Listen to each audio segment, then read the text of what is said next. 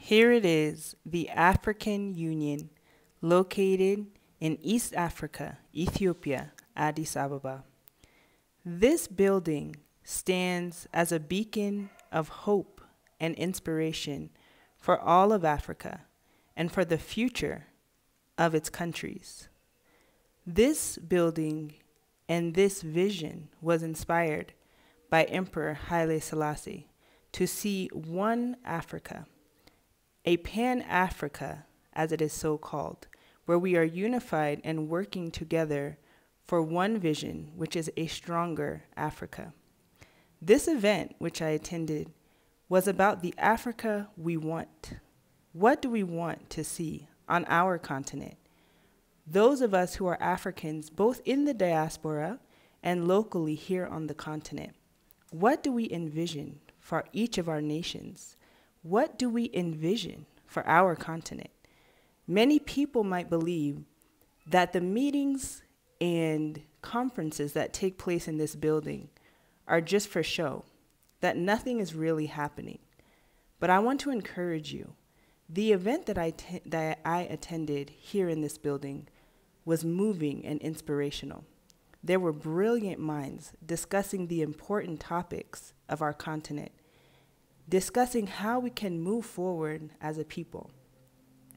And these brilliant ideas were not only coming from ambassadors, dignitaries, and delegates, like the people that you see here on the wall.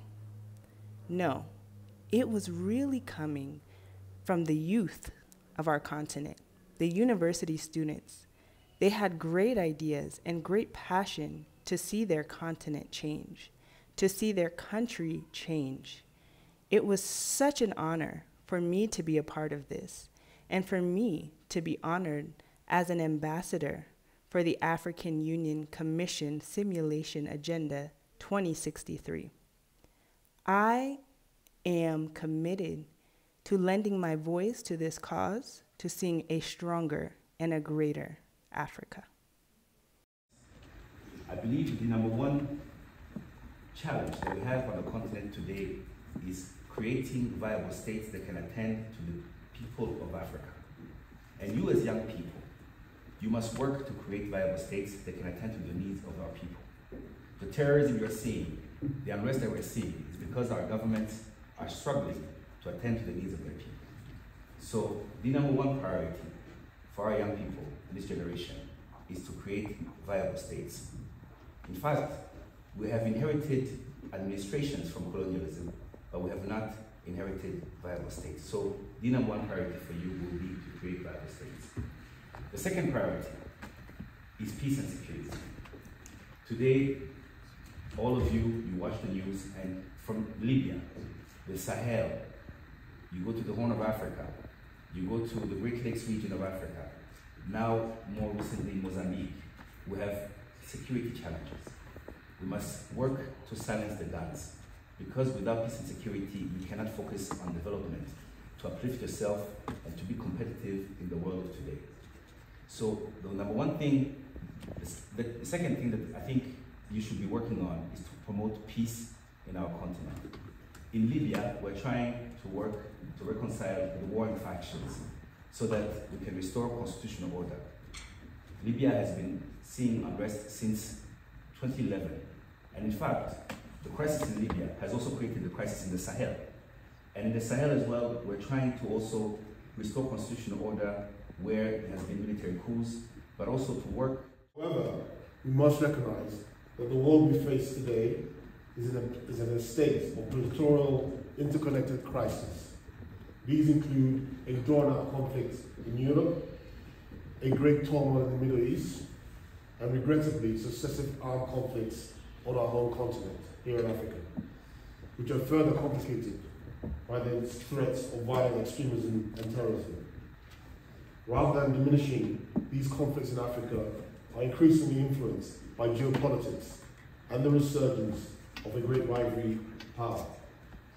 The far-reaching consequences of this evolving situation have resulted in the emergence of alliances which threaten the collective security of the African continent. It also leaves certain EU member states in a state of perpetual vulnerability and instability, thus rendering peace and stability unattainable for some of these member states. In light of the current global disorder and the crisis across Africa, despair could easily become the new normal. Nevertheless, the African Union, particularly the Directorate of Conflict Management, is actively navigating these demands of the contemporary challenges and its impact on Africa. At the PAPS Department, we are building unparalleled partnerships, we are forging alliances, and we are striving to fulfill the African Union's strong commitment to facilitating peace and security as enshrined in the Constitutive Act and the APSA. Your meeting is taking place, and this is an opportunity for me to share with you a few thoughts about what we're doing and what we intend to do as a directorate that is working on conflict prevention through the promotion of good governance, democracy, rule of law, and also the promotion and protection of human and people's rights in Africa.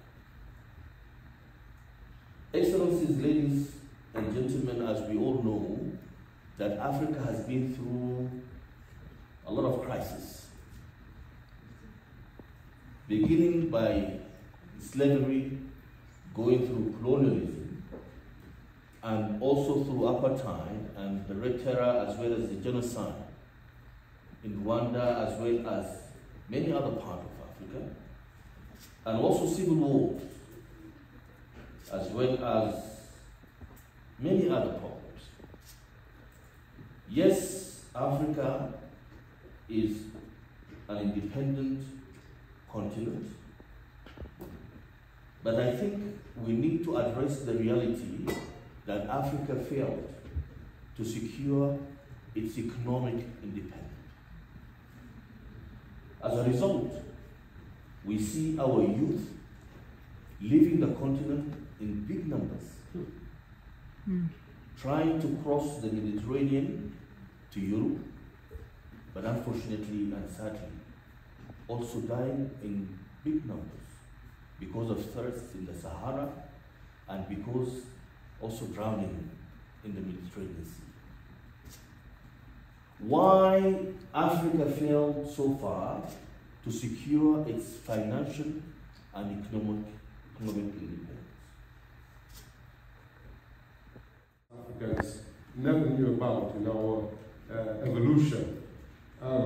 Today I am going to talk generally about our African Development Goals Initiative, which I see as part of the agenda that the African Union has and the implementation that they have put forward for 2063. However, we think that we use the Chinese model, a little step, a little bit at each time, to reach our goals, you know. And African development goals should be the African solutions that we want and the African problems that we need to solve. So on key points, I think that the African development goals should be looking back, one, at our African culture and history. Because if we don't know where we came from, we are not rooted in where we are going. We heard from some of our other colleagues the fact that, you know, most of the African youth of today are thinking, because which is yourselves. Because from what he said, by the time it's 2063, majority of you here will be 74, and some of us that are championing this will be no more. So it's very important that we get the right information to the youth. Now, how will this be executed? It will be executed by taking action. Because it's one thing for us to say these things, and then it's another thing for it to start working. And for it to start working, it has to be from maybe the next year, the next 2 years. Because as we can see, and from some of the proposals we also heard from the members of the African Union, they are proposing that the youth start getting involved in political activities. So if the youth is not enlightened, is not exposed to policies, what are they going there to do? But first of all, I would like to encourage us as Africans to look within. Now, there's a mentality issue which has come from colonialism. A lot of us don't pay attention to it. This mentality makes us not to promote our own. We would always want to look out there. Now, he's already looking at me. Himself and Princess, they've come back home to do the work. To be honest, there's everything we need in Africa. There's nothing out there. If you want to be an entrepreneur, you have everything in Africa. If you want to be a doctor, anything you want to be, you can get it here. You don't have to look out there. And believe you me, they're looking to us. They're coming here to get everything they need. So why don't we look within and get the Africa we want? So that's what the Africa Young Diplomat stands for. We want to enlighten ourselves, get exposed to policies, get exposed to the solutions that we use to solve our problems. We are not looking at the problems, but we are looking at the solutions. Thank you very much. Jet Age and the people of Ethiopia for taking good care of us. It's a beautiful country with well-disciplined people. I mean, I've been to the hotel, the people are very nice. The young generation of Africa, you are not alone. It's a short story that I just want to share with you. If the opportunities are not there, build the door. We lack confidence. Most of our people are lacking confidence. Maybe it's the colonial mentality that we have, but I'm telling you, Africa is one of the best and the most rich continent. Within a short period of time, we have managed to build one of the best resort that's trending in Africa. The good thing about Zimbabwe, let me tell you, the Zimbabwean government has empowered its people. They've promoted indigenization. The government of Zimbabwe has given its people land. You know, if I tell you the farm that I own one of the biggest farms in Zimbabwe, and I'm utilizing it. Clap to that, one of the biggest. It's the biggest. So the whole issue is ownership. If you don't have land, you have got nothing. That's true.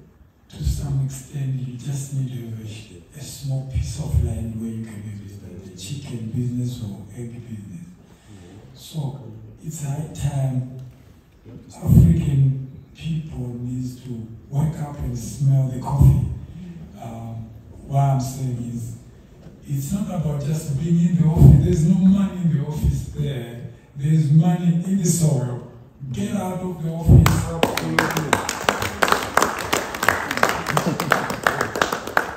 Take off your suit and then start tilling the land. There's power, there's money in the land. Start doing bananas or whatever you're doing. So what we say is, we just say, look at us. We have been through everything else, but we have ownership. We're farmers.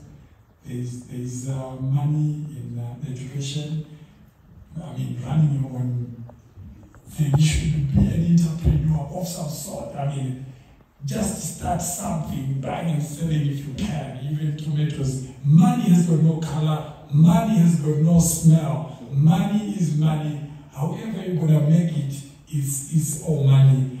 I think, Ambassador, you need to start having a school where you're going to teach people on how they should make money, besides just being, in offices and all that. I think we need to change the African curriculum and start teaching our people how to make money as early as grade 1 or so. Not to wait after you have completed your university. By the time you're bored, life is so short. I mean, if you make it to 50, you're lucky. So, start making money in grade 1 because there's no time. Start making money now. I mean, you don't need to wait for to finish primary, secondary, university. By the time you are done with your PhDs and all that, you left in 5 years to make money. I mean, look, you start making money now. Start making it now. There's no time for you. You're not going to make it to 150 or 80. Start making now. I think ECD, start teaching Africans to make money. Thank you very much. Thank you very much. Yeah. One of the things is to take off your suit. Yeah, well, the problem we have in Africa with our mind, because it is said that when you want to conquer a man, conquer the mind. When you want to conquer a generation, conquer the mind. So we need to reorientate ourselves. Because you see, nobody has 2 heads. Nobody has it more than anybody. But people put more work, more than one. But you know, we in Africa, we pray for God to do things that He has assigned us to do. And He is not saying, take off your suit. I've been to His farm, I tell you. Take off your suit and let's get our body dirty here and make money to liberate our land. You don't need to run anywhere to be who you want to be. Yeah, I will be going to the infrastructural sector where we'll bring in architect, what's that? I know you know, architect Olusegun Abitoye. Yes, please, 3 minutes. And on that same breath, I want you to put in your country. What is Ethiopia? What is Mozambique? What is Eritrea? That's the first question I want us to indulge. Whether we'll do it now, or we can go and chew, digest, do whatever we need to do to get it, to answer that question, I believe we'll have a good starting point. The second question I want us to answer is, what does patriotism mean to me as an African? Or as an African youth? What does it mean to me? What does nationalism mean to me? What is patriotism, first of all? If we can really answer this question very, very honestly, then I think we'll have a very, very different continent, a very different Nigeria, a very different Ghana, a very different Algeria and continent. I'm very happy that we are not here. From the engagements that we've had so far, I've not seen us complaining and beating the governments, and I love the fact that we are speaking about the Africa we want, and it is not a pointing game, it's not a pointing fingers. But I want us to indulge on these 2 questions, go and ponder about it, because that will give us a solution to any problem that we have in Africa. And we'll be having these meetings to really congratulate each other. Oh, we hear what's happening in Kenya, fantastic. We hear what's happening in Equatorial Guinea, fantastic. We hear what's happening in South Africa, fantastic. And the other thing I want to speak about is I'm very, very passionate about skills development in our organization in Africa. We do a lot of programs for youth across the continent in skills development. If we can be able to translate the knowledge that we have received, the knowledge and skills we have received from our university into solutions for the marketplace, then I believe we will not be having the question of the unemployment in Africa, the rising cases of unemployment in Africa. So, but if you can have a skill, I know there are those of us here who are students in the University of Addis Ababa and others. If that knowledge you have, I love that one of our speakers has said that start making money now. What can you do with that knowledge you have right now to solve a problem in society or in the marketplace? How can we convert that knowledge into a solution? If we can be able to do that, then we reduce this conference ended 2 hours ago, we'll have found solutions to everything. Basically, we're seeking to solve. So thank you very much for this convening, and I look forward to be able to meet us in many other conferences where we come to say, okay, this is the good things that are happening in Ethiopia, these are the good things happening in Kenya. Thank you very much. Africa will be great in my time. Can you hear me all right? Okay, so the Africa we want is an interesting conversation that I love to hear. This is why I returned back to Africa after spending 22 years in the United Kingdom. Clap to that, please. I like to become part of the solutions that Africa needs. I want to be part of the think tanks of Africa. So I started my business in the United Kingdom as a black African woman that was able to succeed very much. We are 10 years on now. Woo! And we employ over 100 people. We provide healthcare services to people in the United Kingdom. So while I'm in Africa, my business is still functioning. So this is what I want to leave with you, the young people today, is to say, you know, the Africa you want, the Africa we want, starts with you. You need to really conceive the vision, because without conceiving, you cannot believe, and without believing, you cannot start to receive. So we can't receive, we can't have the Africa that we want until we start to change our mindsets. So we need to stop looking to the West for the solutions, because believe you me, Africa has everything that it requires. We have the brains, we have the resources, we have everything that we require. So what I would say today to the youth is that I want to encourage you to say, you know, conceive the idea, understand, and for you to be able to receive the vision, you need to really conceive. Change your mindset. Stop thinking that if I go to the West, then my life will be better. And I like what my fellow Zimbabweans said about entrepreneurship. Why? Because I'm an entrepreneur, and I know that as an entrepreneur, you're able to create wealth. So you're constantly being able to generate funds because you have a business. You can have 10, 15, you know, Richard Branson has how many businesses? You know, that's Virgin Atlantic, by the way. How many businesses does he have? So there's no actual, you know, catapult to how many businesses you can have. So the moment you can have an idea, a business really is about solutions. So if you can think of a solution, you want to start thinking about being innovative, building and starting a business from that idea. So the other thing that I would say is I started Momentous Academy, and this is a vocational skills training center. So when I returned to Zimbabwe, one thing that I noticed, or to Africa really, one thing I noticed is that every young person is looking to study and get a job, okay? There are no jobs, and no one is coming to save us. So what we need to do, and what I came up with Momentous Academy, and I work mostly with the marginalized communities, is actually saying, you know, you can teach somebody a skill, and within that skill, you're able to then be able to start a little business, generate income for yourself, hereby eradicating poverty.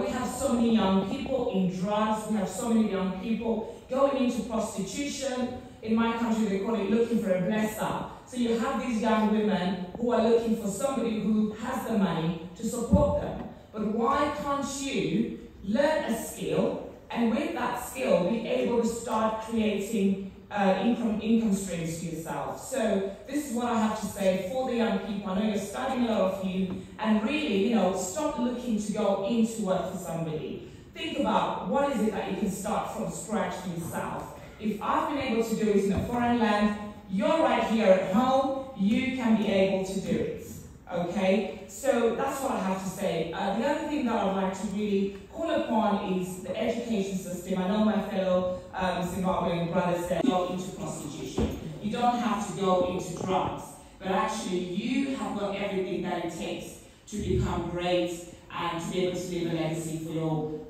families and children. The other thing is really about legacy building and really thinking about, you know, success is not about this cap. It's not about being called an ambassador. You know, success is really measured about the amount of people that you're impacting. So it's not about the thousands. It's not about, you know, you can start small. For example, Momentous Academy, we've been able to 200 women this year, graduating them with skills such as ICT. Thank you. So success starts really from, from you being able to impact those people. So from those 200 people, then those are able to pass on the vision because they've conceived the idea of empowerment. So empowerment is really not about the handouts. And this is one thing I always say. The West loves to give us handouts, and we all love to get handouts. But the real world doesn't need handouts. The real world needs you to come up with solutions. You need to be able to eradicate, the poverty mentality of having handouts, because once you have handouts, you're going to be waiting for the next person to come and give you food again, to come and give you machinery again, to come and give you education again. So why don't we, instead of looking to handouts, start to look at different ways of working, creating solutions within our communities, solutions within Africa as a whole. And I do believe that the Africa we want to see starts with me and it starts with you. So I really thank you, Jet, Build This Nation, for the work that you're doing and for identifying similar-minded people who believe in Africa, because Africa can be great again. And I will leave you with these words. I love my president, I love my country, I believe in the potential that Zimbabwe has. And he says,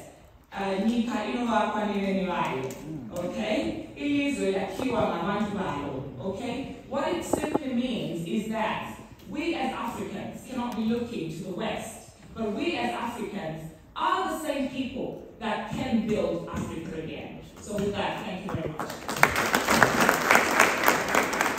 2 minutes, please. I will try. Yeah. Good day, everyone. Before I wrote out 3 things to represent the Africa I want. But I would like to start by telling a little bit about my story. I'm a young lady who.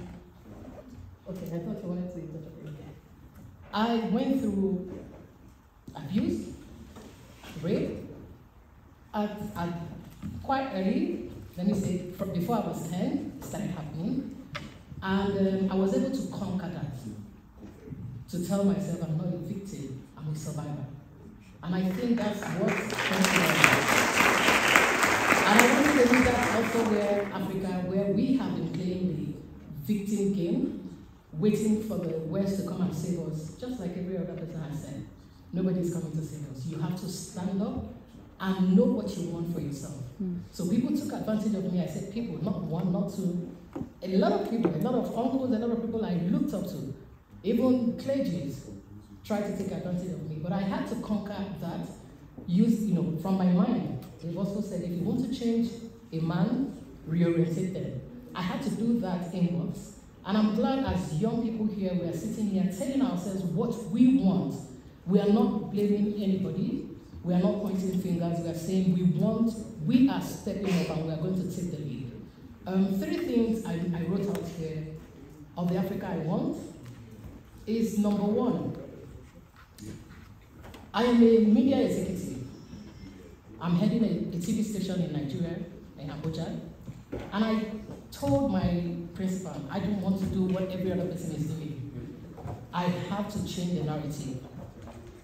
Because the Western world, the media out there, they are presenting Africa as being beggarly, being malnourished. We are sick, we are sickly, we are broke, we are poor, and all that. But I had to tell myself, no, I have to change that narrative using my platform. As a media executive, I need to tell the African story the way it is. We are not poor, we are rich. I've been coming to Ethiopia. I mean, this is a rich country. I don't care what every other person thinks, but Ethiopia is rich. Nigeria is very rich. Ghana is rich. Zimbabwe is rich. We are all rich, and we have to tell our story the way we want it to be told. So I'm using my platform, and I'm also encouraging each and every one of us, because I want to believe as young people with technology, all of us are in the media. We are all media professionals. You guys are taking that job from we, the professionals. Some of you are doing it better than some of us. You are influencers in your country. Please tell your country's story the way you want it to be told. Don't allow the Western world to misrepresent us and tell the story negatively. Number two thing I would want to do, or the Africa I want, is I want to change the way Nigerians are being seen. I'm sorry I'm personalizing it, but I came in here yesterday at 3 a.m. and I realized that there were other, two ladies from my country that came in and they were held up at the airport. It broke me at 4 p.m. yesterday. I learned they were still there at the airport just because they are carrying the Nigerian passport. I don't want to be emotional, but I want people to understand that just one minority group doing the wrong things, maybe pushing drugs, doing prostitution, or doing all manner of wrong things, they shouldn't define us Africans. We are good people. And I need you to understand that, not just Nigeria, we have, all over the world there are bad people, but we shouldn't allow the minority few to represent us and to paint us black. So that's what I would want to, see, that we can collaborate as Africans. We, just like, one of our speakers said, if we can have one passport, I don't need to come to Ethiopia and be held at the airport for over 24 hours just because you are carrying green passport. I was able to, to come in because I used official passport. It's not fair that we are being discriminated against, our African, the same continent. I don't want to talk about the West, they can do it, but Africans shouldn't do that to ourselves. So I'm also hoping that we can have one passport, that we don't need visas to go to other African countries. I'm huge on Africa. I love Africa. In fact, I'm a travel journalist. I love to go and document, African countries and talk about the things happening. So I don't need a passport or a visa to be able to go to another African country. And that's one thing I would want to see. And the last thing is, I started working with adolescents, with teenagers much younger when I got healed. When I told myself I'm not going to play the victim card, yes, I was taken advantage of. I refused to take advantage of other people. I refused to allow what happened to me to make me a bitter person, but I became better. And in doing so, I had to also go ahead to raise other teenagers who maybe are coming from troubled homes or they are traumatized. So I started working with teenagers long ago, and then part of one thing I am huge on is character development. So it's one thing as young people to ask the elders to give us the platforms, to give us the opportunity to lead. Do you have the character to be able to hold that opportunity that they want to give to you? So I'm hoping that the Africa that we're going to push is for us young people to build capacity, for us to build the right character, to have integrity. Your yes should be your yes. Don't take advantage of opportunities that have been given to you. Don't defraud another person. This is the Africa I want. I want to make sure that I'm, encouraging a lot of young people like me to build capacity and build character. Thank you very much.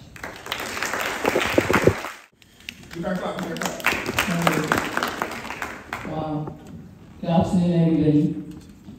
Good afternoon, everybody. Good afternoon. Wow. Do you need coffee? I heard Ethiopian coffee is amazing. You guys need to have much interest. My name is Fosa Fawayemi. I am a creative economy lawyer and creative industrialist across Africa. I have businesses across Nigeria, Ghana, and a bit of Tanzania and Kenya. What do? My business is creating sustainable wealth for African creatives. My passion is ensuring that the wealth of creativity, the ownership retains within the continent. Africa is a rich continent of creativity, from our stories to our artifacts to our pictures to our films to the beauty in dance, the beauty in content. The continent is rich, and we are at the position to change the world in terms of storytelling. We are not doing the same action movies. We're giving stories that tell history of great kings that were women, that led wars and won wars and governed in ways that even democracy cannot compete with. So, the UN, the AU, everybody has put out a statement saying that the continent is going to, by 2030, is going to be 1 billion, and 70% of that is going to be less than 35. What that signals is that there's going to be an explosion of creativity. The question now is, are we going to do another neocolonialism by selling the rights of this intellectual property to the West? Because that's what's already happening. So part of the fight that we're doing across Africa is ensuring that young people understand the power that they have within intellectual property, the wealth that you have within intellectual property. I came into this industry 12 years ago, and it was foreign because when I was growing up, it's either you're a lawyer or you're a doctor. But now, the children want to be Davido. You see Burna Boy, performing, and an Asian guy is painting. That's the power of music. That's the power we have as Africans. The power that we stand on stage and 80,000 people want to listen to your language, whether they understand it or not. People are beginning to learn the real African languages through movies, through film, through short content, through music. And the world is boring, with the things that they are listening to right now. And we are at the precipice of changing the narrative and exporting the global culture. Whether it's our food, that is very flavorful, and very rich in ingredients, or it's the culture of the beauty of how you get married as an Ethiopian or as a Nigerian or as a Kenyan. They don't have colors like us. So why are we selling this to the West? And why I went to Ghana, I went to one of the Western countries and I saw them selling kente and putting like a nice euro bill on it, and I was just like, I can't believe this belongs to Ghana. Why is a white man giving it to me at $100? That's what we're losing. So my cry, my passion is everybody is talking about the nice entrepreneurship, the nice infrastructure. But I'm here to tell you that now the children want to be artists. They want to draw. They want to paint. And that's where the riches and the future of Africa is. We have the tallest people from East Africa. They can play ball and dunk on anybody. Why don't we have the best leagues on the continent? Why don't we have the best football leagues on the continent? Why are we waiting for the West to create this league? Every other time I'm traveling, I see the tallest young 16-year-olds going outside of the country, to go and play. And they come to us and tell us, yeah, we want to help you, keep your help. We want to do business. And that's what the creative industry is doing. We're helping with the soft power. You're being blocked, you're being blocked and not able to travel to countries. But because Davido or Whiskey or Sauti Soul or Genevieve, they've done movies or they've done some people like, oh my God, you're from, I went to Russia and said, oh, you're from Davido's country, here's a bottle of wine. I'm like, okay, sure, cool. And that's the power that the creative industry brings. The soft power to change your narrative. We're hardworking, we're resourceful, we're rich, and we're filled with love and ready to share it with the world. So please invest in the creative industry. We're here to double your money, triple your money, and make the soft power of Africa better again. Thank you very much.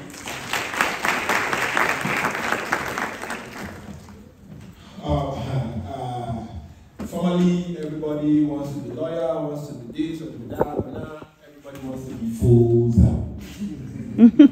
Clap for. And I think the powers, I know what I'm talking about, the powers.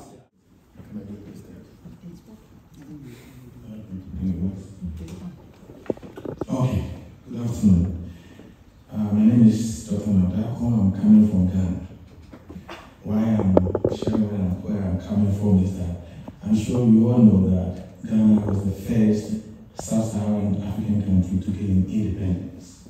Now, when our president, Dr. Osagyefo Kwame Nkrumah, stood at Independence Square in Accra and declared independence, he said something that is noteworthy. He said that the independence of Ghana is meaningless unless it is linked with the total liberation of the entire African continent. And I put the census on what he said, total liberation. Now, this was declared in March 3rd, 6 March, 1957.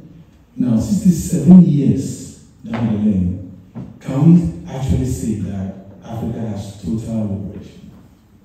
So many countries gained independence thereafter, Namibia, Uganda, Zimbabwe, all of them.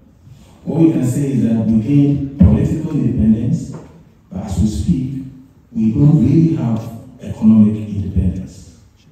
Governments have come and gone, come and gone, come and gone, and all we do is that we are always borrowing, and always reliant on the global economy to support our own local economies here.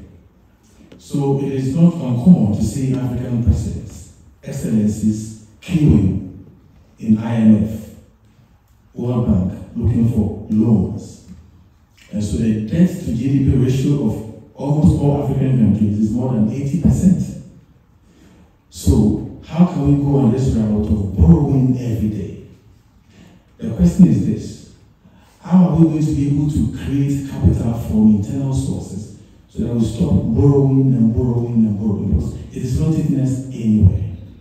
I've listened to several suggestions, and I think that for me as an investment banker, we need to look at the practical issues and see how we can create capital from within the African continent to fund our own budget deficits and to fund our own projects. Because we cannot rely on loans to develop any economy.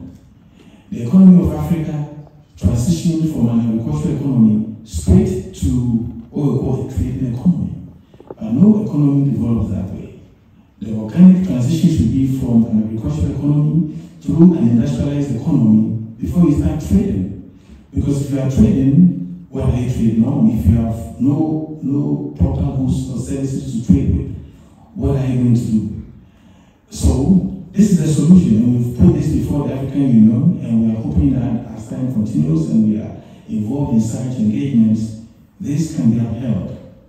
We are blessed with so many natural resources in abundance, and we are always proudly saying we have them. However, how do we create money out of the natural resources that we possess? There's a saying that Africa is nature rich but cash poor. Why should the other side of the globe be cash rich and nature poor? Which one is easy to create, nature or cash? It's easier to create cash because cash is created on the back of nature. So if we have all these natural resources, including mineral resources, why are we the poor ones and the rest of the world, including North America and Europe, are rather rich? It's a very simple way of doing it. There has to be a way we can create capital from within by not depleting the resources that we have, by not depleting the gold, not depleting the cocoa, not depleting the bauxite, not depleting the crude oil. What should we do? We have to find a way of securitizing these natural resources while they remain in ground. So we simply need to create financial instruments on the back of such assets that we own. We don't need to go and mine the gold.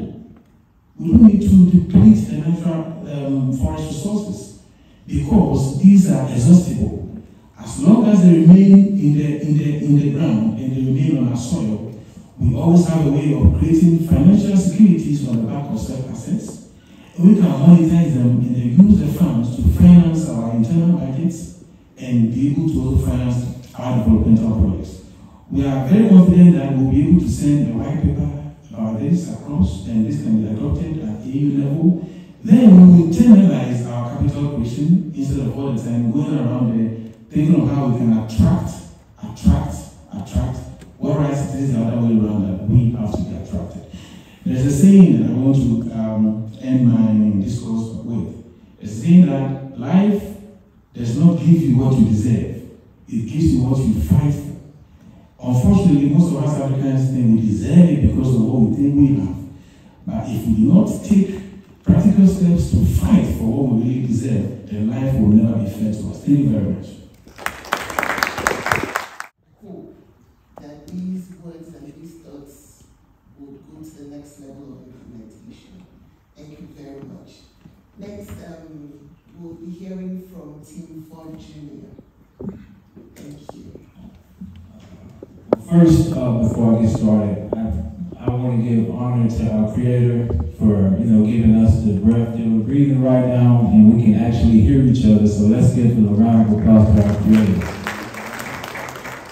Yes, and after that, I have to thank my wife, who's been supporting me on this journey, and she's the main reason that I'm on this stage right now. She's not here with us, but I definitely want to honor her and give her flowers for helping me become the man that I am and be able to speak to you guys right now. So yeah, let's clap for my wife.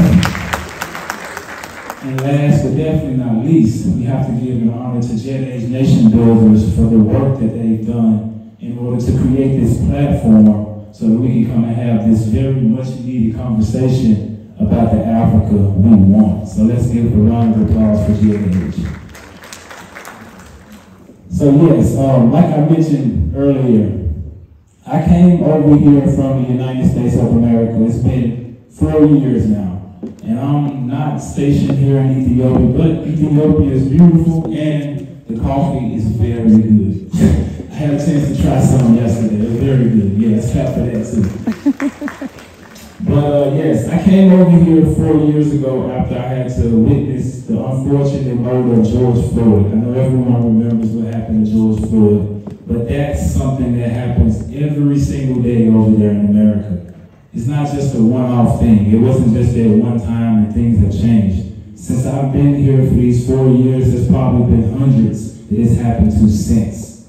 And I came over here with my wife, brought my entrepreneur skills, and I use Instagram and YouTube in order to tell my story and inspire different Africans in the diaspora that's abroad to really come back home to the continent of Africa and stop dealing with the mess that the West keep putting on us.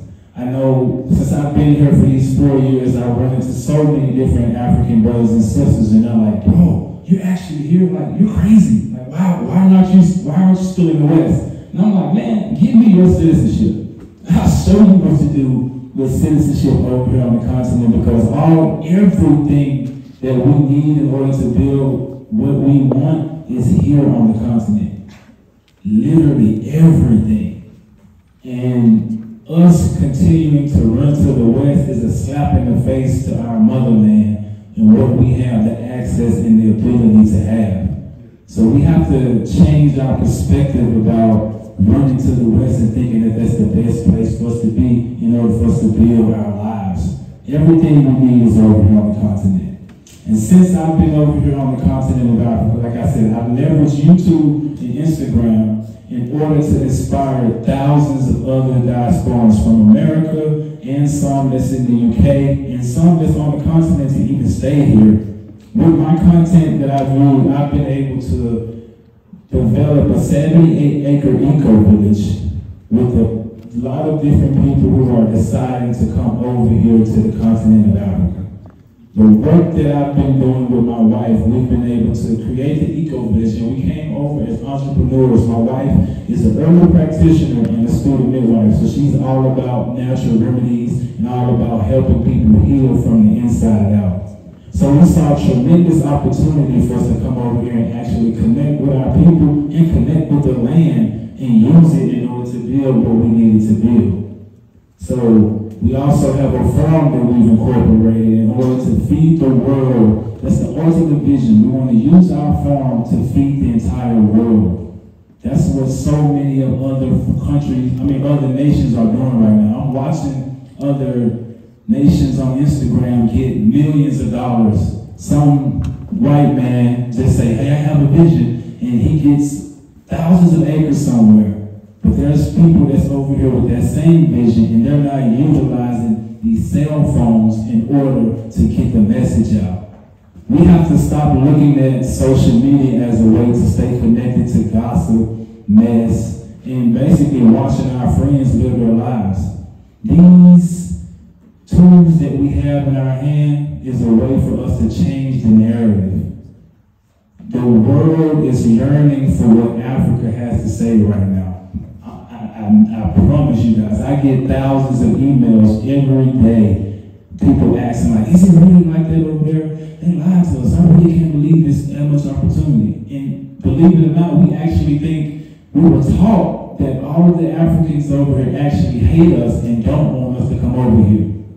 So if you are able to use your platform of YouTube, of Instagram as a leverage in order to tell the real story of Africa, you'll be able to gain an audience that will actually believe in you and buy whatever you put in their face because you built a reputation with them of showing them the real of what's on the ground. So we have to change the perspective of thinking that, hey, let's run over there and get the knowledge and get the information. No, the knowledge is here. With these phones, buy a bundle and just go to YouTube and study anything that you have a passion for, and you will become an expert in 6 months. As introduced, my name is Tosin Bindi.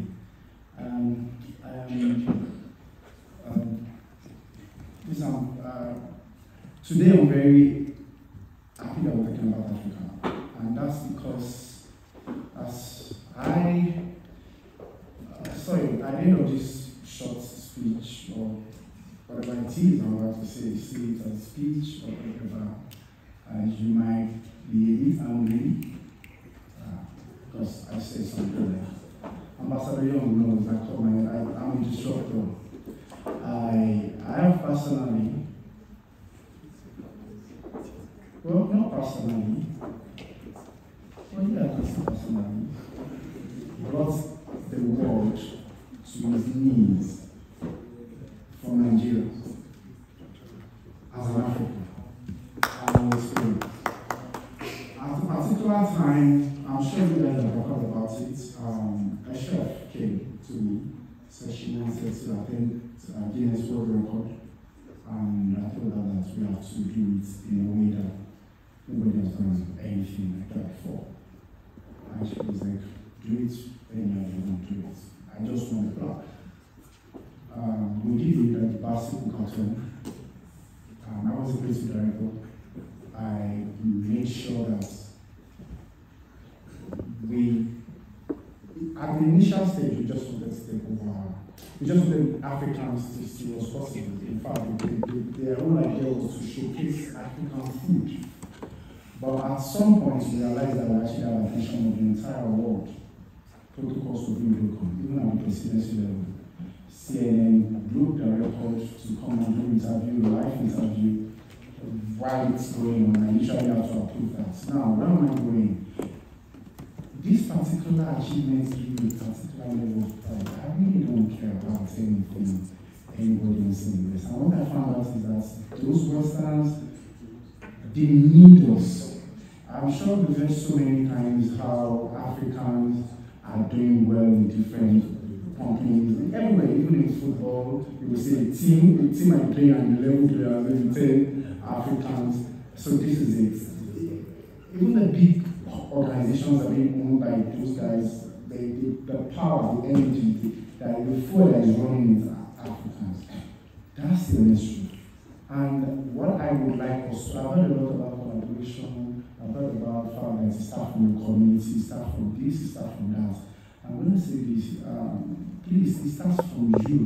And I'm going to emphasize that you personally, we need to tap into our, there's something that we have. Trust me, you're amazing. I found mine, and that's why I said I'm a disruptor. I found mine, and I realized that, and I started using it. I started tapping into it. And that's actually what will help each and every one of us to be able to, my fellow ambassador that spoke about making money, you want to start, you need to think about yourself, what's unique about you. I found what's unique about me because while I was growing up, and my mom used to tell me about when I go outside and come back and then I would tell her about the story, everything that happened, then I would exaggerate it. Like, two people are fighting, and maybe just small blood here, and then I'll say, oh, there's blood everywhere. So, then she told me that, oh, you like to give us stories, you want to study mass communication. And that was almost going to be a mistake I made, until I heard someone talk about finding yourself. I found myself and I realized that I don't want to do mass communication. I just realized that I'm an inquisitive person, I'm an imaginative person. Then before I know it, I'm still doing the old storytelling thing, but I'm doing with camera. I'm not sitting as journalist. I'm not saying journalist, but I'm saying that if I had made that move, I would be tapping into my biggest strengths. And I would not have taken over the world where the Coca-Cola event that we did. So I want to tell you something today. Whenever you hear anybody talking, please, I beg you to listen selectively, regulatively to what applies to you. I was invited to speak somewhere, and the speaker that before me spoke about if you are on TikTok every day, you are winning your life. When I got up, I told them that no, that's not true. There are some people who that's where they stay all day to gather what they need to do their own thing. So if that's what you're supposed to do and you listen to that speaker, then you will not. If somebody comes to you, you like to talk too much. Please, there's this South African, I don't know his name, the South African guy, Trevor. I mean, he talks a lot. It's a big word, and he's making mark globally. So whatever it is that somebody said, like you do too much, or try to say, like, don't let anybody tell you can't do something. You like to dance. Somebody said, oh, you're dancing on the road, everybody looking at you, making a mess of yourself. When you dance and people enjoy it, then you start building families. And when you build families, you become an influencer because you're doing things that people are watching. So, before you advance that comes to you, and before you start championing narratives, that's what actually influencers need. So, basically, I just want to tell you all that while we are looking to a community, while we're looking to build Africa, we need to look to ourselves. What's unique about us? Let's build ourselves so that each and every one of us is doing well. I'll be an advice and start collaborating. All right, thank you. Thank you. Yeah. Thank you very much, Ambassador Young. It's been amazing, and it's been a very, very long 48 hours. I wasn't preparing to give any speech. I'll just keep it simple and short, right? So I think I'm going to piggyback from what my Ghanaian and also the Zimbabwe brother said, right? I think we should stop we need to start being serious about ourselves, right? We cannot continue to be a consumer. We need to start producing. You know, so when I came to Ethiopia 4 years ago, right, I didn't know anything about coffee. I've been drinking coffee for a very long time, but I didn't know how coffee is being made, how coffee is being produced, right? So I came to Ethiopia. I was really inspired with the Ethiopian traditional way of like the Ethiopian coffee ceremony. That was really inspiring. I think that's when I actually had my best coffee ever. You know, so Ethiopian coffee, very powerful coffee. And I realized that we actually got some of our seeds from Ethiopia like a couple of decades ago. So Nigerian coffee, Ethiopian coffee, I think there is some similarity, right? Yeah. So to go further from this, right? I really want us to to stop thinking about the mindset of the West, you know, like always coming, like everybody in Nigeria, there's a thing called Jackpot. Everybody's running away from Nigeria, right? Because they are looking for a better future in the West, right? So I really think like if we just shut our mind for a minute, right? Stop thinking about consuming.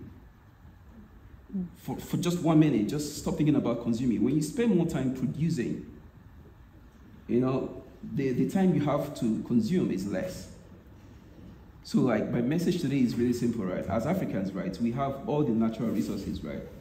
We have the people, we have the land. Like in Nigeria, you can grow anything, literally anything. I was surprised like when I discovered that you can actually grow coffee in Nigeria. That was really, really amazing. So now we have 2 farms in different locations, right? So the thing is like, for you to know that the soil, the land you are from, right, you can produce anything. I think that should be the biggest motivator, right? You know, and from what my brother said, the Zimbabwe brother, right? Yeah, it's very good to wear suits. I'm from a software background, right? I used to write code. until somebody gave me the lesson of my life, right? You know, I'll keep it short. I was making a presentation for a website. And during the course of presentation, right, I discovered that the guy was so uninterested. And I was like, you know, is something wrong? He's like, he looked at me. If you're a Nigerian, you understand this phrase, right? You're like, oh, is it because of website you are just speaking all this English? You know, so like, and I looked at this guy, and that was it's a very profound moment for me. You know, like, I realized that, yes, I'm offering service, right? I need to start producing. He made it so clear that, you know, what I'm doing, it's probably not as valuable, you know, to the continent at that time, right? Yes, it's a service, it's a website. It's like now AIs can create website. I'm so happy we moved from the software to farm, right? You know, so, and that particular moment changed my life direction completely. And I'm happy to report to you that, like, you know, since that first visit to Ethiopia, right, we have constantly been exporting coffee to every part of the world, right? Not just Europe, we also export to America.